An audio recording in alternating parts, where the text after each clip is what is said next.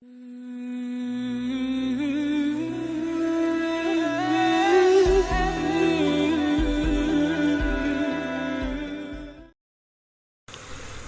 اللہ، السلام علیکم ورحمۃ اللہ وبرکاتہ۔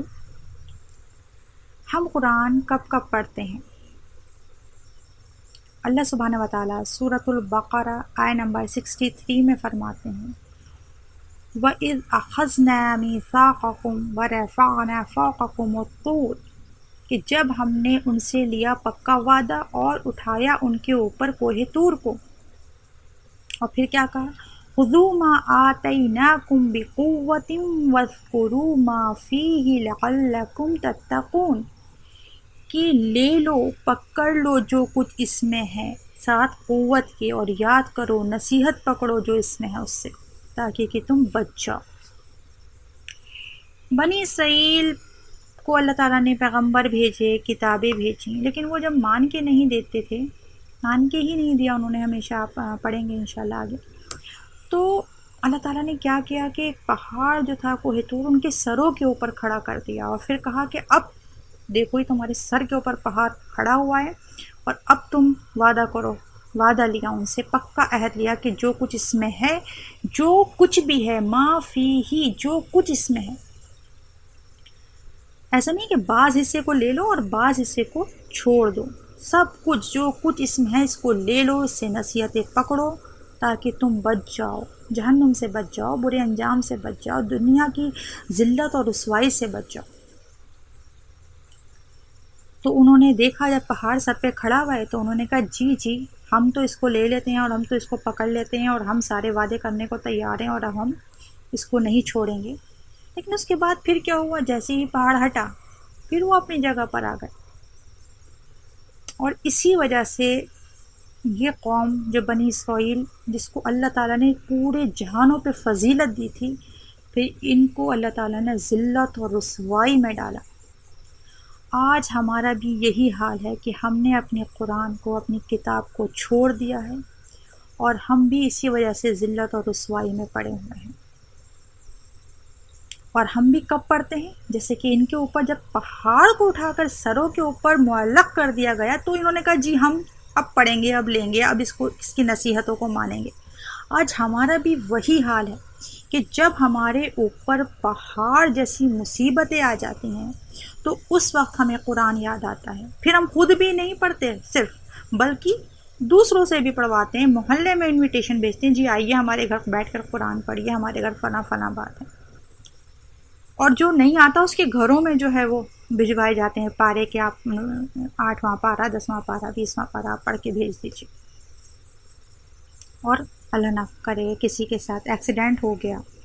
کسی کے اوپر کوئی بیماری آ گئی، کوئی ناگہانی مصیبت آ گئی، جی شادی نہیں ہو رہی ہے، کوئی وظیفے بتا دیجیے، کوئی قرآن کی آیت بتا دیجیے، کئی ہزار مرتبہ، کئی لاکھ مرتبہ ہم پڑھ لیں گے، کوئی مسئلہ نہیں ہے۔ نوکری چاہیے، برکتیں چاہیے، جن بھوت اثرات ہو گئے، جی جو کہیں گے ہم پڑھ لیں گے، جتنے وظیفے کہیں گے، جتنے ہزار مرتبہ کہیں گے ہم پڑھ لیں گے۔ خدا نخواستہ کوئی موت کی حالت میں ہے، موت کے قریب ہے، تب بیٹھ کے سب قرآن پاک پڑھ رہے ہیں، اور پھر جب انتقال ہو جاتا ہے تو پھر تو وہ ہاتھوں میں ہی سب کے آپ کو نظر آتا ہے۔ اتنا آپ کسی اور گھر میں جاتے ہیں، کسی گھر میں آپ کو اس طرح سے قرآن نظر آتا ہے جتنا موت کے گھر میں آپ کو نظر آتا ہے۔ یہ زندوں کی کتاب تھی، اس میں زندوں کے لیے نصیحتیں تھیں، زندگی گزارنے کا طریقہ تھا، زندگی کیسے گزارنا ہے، کیسے معاملات کرنا ہے، کیا کرنا ہے، کیا نہیں کرنا ہے۔ اس کو مردوں کی کتاب بنا دیا۔ کوئی مصیبت آ جاتی ہے تو ہمیں قرآن یاد آتا ہے، اور خوشی میں یاد آتا ہے تو وہ کیسے یاد آتا ہے کہ جی خوشی میں ایسے یاد آتا ہے کہ صبح کو شادی ہے، رات کو میوزیکل نائٹ شو ہے، اس سے پہلے ذرا عصر کے وقت یا کسی وقت ایک بار قرآن خوانی ہو گئی، یا وہ جو ناچ گانے کی محفلیں ہوتی ہیں ان میں بہت ہوتا ہے تو ایک اسٹارٹنگ میں اور ایک آخر میں، یا اسٹارٹنگ میں کرا دیتے ہیں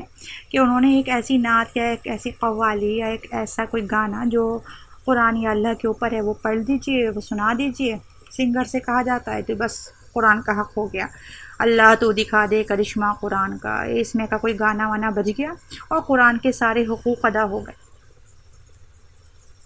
کیا مذاق بنا رکھا ہے ہم نے اس قرآن کو، اور پھر رات بھر ناچ اور گانے اور پیسے کہ کس طرح سے اڑائے جاتے ہیں، کس طرح سے ریاکاری، دکھاوا، شوق ہوتا ہے۔ کیا یہ قرآن اس لیے آیا تھا؟ دولہا دلہن بیٹھے ہوئے ہیں، قرآن پاک کو لایا جا رہا ہے، سورہ یوسف کھولو جی، صورت کیونکہ یوسف علیہ السلام بڑے خوبصورت تھے تو وہ اس کی جو ہے وہ خوبصورتی وہ دلہن کے منہ پر پڑ جائے گی، کیا ہوگا؟ اور اس کے اوپر سورہ شیشہ رکھو اور دلہن کا منہ دکھاؤ دولہا کو۔ بھی کوئی بیمار ہو جائے تو اس کے جو پیجز ہیں ان سے ہوا دو، اس کو گلے میں ڈال دو، دھو کے پلا دو، جن بھوت اتروانے کے لیے، تعویذ بنانے کے لیے،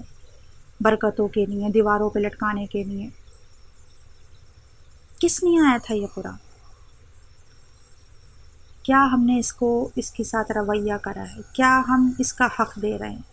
ہمیں تو قرآن کے حق بھی نہیں پتہ کہ قرآن کے کتنے حق ہیں۔ حق کا تلاوت تک تو ہم ہیں الحمدللہ معاشرے میں، مسلمانوں میں، اور وہ بھی شاید صرف اب بڑے بوڑھے ہی رہ گئے، اللہ نئی نسل کو بھی شوق عطا فرما دے، تو وہ تلاوت بھی کرتے ہیں تو اس میں بھی حق کا تلاوت ہی نہیں ہے ہماری۔ اس کے بعد اس کو سمجھنا، اس کی ٹرانسلیشن، اس پہ غور و فکر، اس کو دوسروں تک پہنچانا، اس کو عمل کرنا، کتنے حق دے رہے ہیں ہم قرآن کے۔ ایک فریاد ہے قرآن کی، اور بڑی خوبصورت نظم لکھی ہے یہ، اور اس کو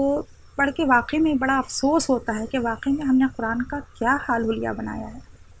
کہ طاقوں میں سجایا جاتا ہوں، آنکھوں سے لگایا جاتا ہوں، طاقوں میں سجایا جاتا ہوں، آنکھوں سے لگایا جاتا ہوں، تعویذ بنایا جاتا ہوں، دھو دھو کے پلایا جاتا ہوں، جزدان حریر اور ریشم کے، پھول ستارے چاندی کے، پھر عطر کی بارش ہوتی ہے، خوشبو میں بسایا جاتا ہوں۔ جس طرح کسی طوطا مینا کو کچھ بول سکھائے جاتے ہیں، اس طرح پڑھایا جاتا ہوں، اس طرح سکھایا جاتا ہوں۔ حفظ کرا رہے ہیں بچے، حفظ کر رہے ہیں، اور پتہ ہی نہیں ہے کہ کتنے کتنے بڑے حافظ ہیں، لیکن یہ نہیں پتہ کہ قرآن کیا کیا رہا ہے، معنی کیا ہے، مفہوم کیا ہے۔ جب قول و قسم لینے کے لیے تقرار کی نوبت آتی ہے، پھر میری ضرورت پڑتی ہے، ہاتھوں پہ اٹھایا جاتا ہوں۔ یعنی کہ جب کوئی لڑائی جھگڑا ہوتا ہے، کوئی بحث و مباحثے ہوتے ہیں، تو پھر کیا ہوتا ہے، جی لے کر آؤ قرآن، ہاتھ رکھو، قسمیں کھاؤ۔ قرآن کے اوپر ہاتھ رکھ کر قسم کھانے کو تو تیار ہیں، لیکن قرآن کھول کر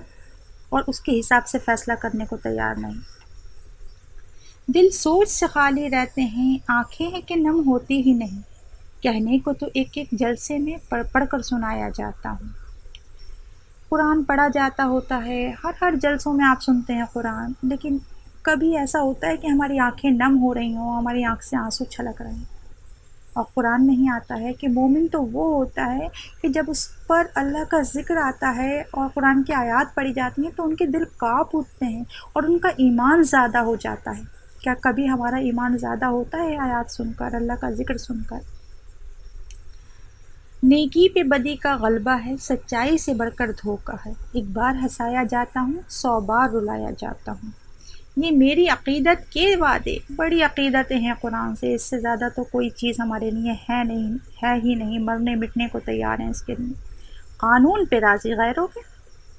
یہ میری عقیدت کے وعدے، قانون پہ راضی غیروں کے، یوں بھی مجھے رسوا کرتے ہیں، ایسے بھی ستایا جاتا ہوں۔ کس بزم میں میرا ذکر نہیں، کس عرس میں میری دھوم نہیں، پھر بھی میں اکیلا رہتا ہوں، سا کوئی مظلوم نہیں۔ تو یہ قرآن کی فریاد ہے، اور واقعی میں ہم نے قرآن کے ساتھ یہی سب کچھ کر رکھا ہے۔ اگر ہم بھی ان پہاڑ جیسی مصیبت سے بچنا چاہتے ہیں، ذلت اور رسوائی سے بچنا چاہتے ہیں، تو ہمیں بھی اس کو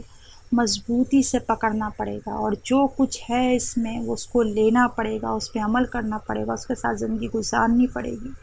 نہیں تو ہمارا بھی وہی حال حلیہ ہوگا۔ یہ اللہ تعالیٰ جو قرآن میں بار بار بنی اسرائیل کے واقعات بتا رہے ہیں، یہ صرف کہانیاں نہیں ہیں، یہ ان کا انجام بتایا جا رہا ہے، ان کا دکھایا جا رہا ہے کہ دیکھو ہم نے ان کو پورے جہان میں فضیلت دی تھی، اور آج انہوں نے اپنی کتاب کو جب انہوں نے پیچھے پھینکا تو ان کا کیا حال ہوا، ان کے اوپر کیسی ذلت اور رسوائی آئی۔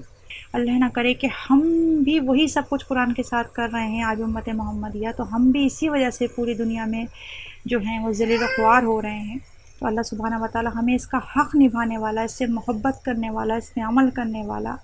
اور اس کے تمام حقوق کی ادائیگی کرنے والا بنا دے، آمین۔ اللہ سبحانہ و تعالیٰ کہنے سننے سے زیادہ مجھے اور آپ کو عمل کی توفیق عطا فرمائے۔ السلام علیکم ورحمۃ اللہ وبرکاتہ۔